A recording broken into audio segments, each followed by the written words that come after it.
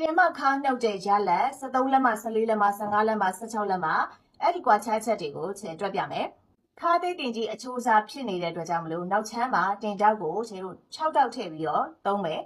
တင်တောက်ရဲ့ site ကိုတော့တလက်မကွဲတောက် site ကိုသုံးပေးမယ်တလက်မကွဲတောက်6တောက်အတွက်ဆိုရင်နောက်ချမ်းမှာတင်တောက်စာအနေနဲ့6လက်မှကိုခြေတို့တတ်မှတ်ပြီးတော့သုံးပေးရမယ်အဲ့ဒီ6လက်မှကိုဒီတင်မခါကိုနှုတ်ပြီးတော့ရလာတဲ့73လက်မှတွေကနေနှုတ်ပေးရမယ်73ထဲက9ကိုနှုတ်လိုက်မယ်ဆိုရင်4လက်မှကျန်ပါမယ်အဲ့ဒီ4လက်မှကိုခြေတို့ကအတွင်းချမ်းတွေမှာမျှပြီးတော့သုံးပေးရမယ်ဆိုတော့2နဲ့စားပေးရ4ကို2နဲ့စားတော့2လက်မှရမယ်အဲ့ဒီ2လက်မှကိုဒီအစွန်းမှာတတောက်ထည့်မယ်ဒီဘက်အစွန်းမှာလည်းတတောက်ထည့်ပေးရမယ်14လက်မှကွာခြားချက်ဆိုလို့ရှိရင်ဒီနေရာမှာ9လက်မှကိုနှုတ်ပါ9လက်မှကျန်နေမယ်အဲ့ဒီ9လက်မှကိုဒီအပေါ်မှာလိုမျိုး2နဲ့စားတာမျိုးမဟုတ်ဘဲနဲ့4နဲ့စားတဲ့နည်းလမ်းကိုသုံးမယ်ဒီမှာ2နဲ့စားခဲ့တဲ့အတွက်ကြောင့်မလို့ဒီမှာရလာတဲ့ရလက်2လက်မှကိုဒီဘက်မှာတောက်တတောက်ဒီဘက်မှာတောက်တတောက်ပေါ့နော်2နေရာခွဲပြီးတော့ခြေလို့သုံးလိုက်တာ2နဲ့စားထားတဲ့အတွက်ကြောင့်ဒီမှာက4နဲ့ကိုပြောင်းပြီးစားမယ်ဆိုလို့ရှိရင်တော့ဒီမှာ2တောက်ဒီမှာ2တောက်သုံးပေးရပါလိမ့်မယ်ရလက်ကဒီမှာတလက်မ2စိတ်တလက်မ2စိတ်ကိုတောက်အနေနဲ့သုံးမယ်ဆိုလို့ရှိရင်မှန်အောင်သုံးဖို့အတွက်လည်းထပ်ဖြည့်ပြီးတော့ခြေပြောပြပေးမယ်တောက်ရဲ့အလယ်မြင်းကနေတစ်ဖက်ကို9စိတ်စီသုံးပေးပါ9စိတ်9စိတ်နှစ်ခါပေါင်းလိုက်လို့ရှိရင်တလက်မ2စိတ်ရပါမယ်ဒါတောက်ကိုမှန်အောင်သတ်မှတ်တဲ့နည်းလမ်းပါ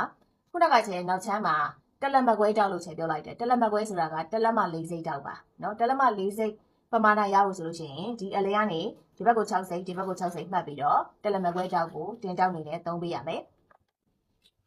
ဒီတောင်မျိုးစားကိုတော့နောက်တဲ့ဗီဒီယိုတစ်ခုနဲ့ထပ်ဖြည့်ပြီးပြောပြပေးမယ်15လက်မှကွာခြားချက်ထဲကနေနောက်ချမ်းတင်တောက်ဖြစ်တဲ့9လက်မှကိုနှုတ်လိုက်မယ်ဆိုရင်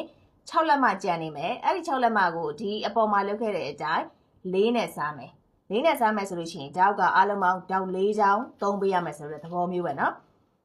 6လက်မှကို4နဲ့စားမယ်ဆိုလို့ရှိရင်1လက်မကွဲရပါမယ်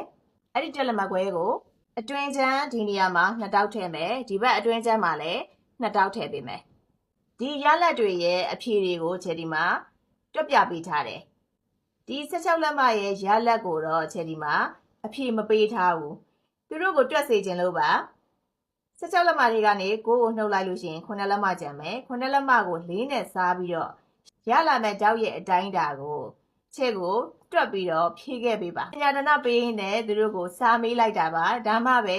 တောက်လျှောက်ကြီးကြည့်ပြီးတော့ခြေပြောသလိုပဲနားထောင်သွားတာမျိုးမဟုတ်ဘဲနဲ့တကယ်ကိုကိုယ်တိုင်လက်ပြီးတော့တွက်စေခြင်းနဲ့တွက်ကြမလို့ခြေကဒီမေးခွန်းကိုမေးတာပါဒီမေးခွန်းကိုဖြေခဲ့ပေးပါသူများအဖြေတွေကိုမကူးချပါနဲ့ကိုယ်တိုင်တွက်ပါပြီးမှတွက်ထားတဲ့ရလက်ကိုလာပြီးတော့ comment မှာရေးခဲ့ပေးနော်နောက်ထပ်လည်းကိုသိချင်တဲ့ကွာခြားချက်တွေကိုခြေကိုမေးခွန်းအနေနဲ့ comment မှာမေးခဲ့လို့ရတယ်ခြေအချိန်ရလို့ရှိရင်အဲမေးခွန်းလေးတွေကိုလာပြီးတော့ဖြေပေးပါမယ်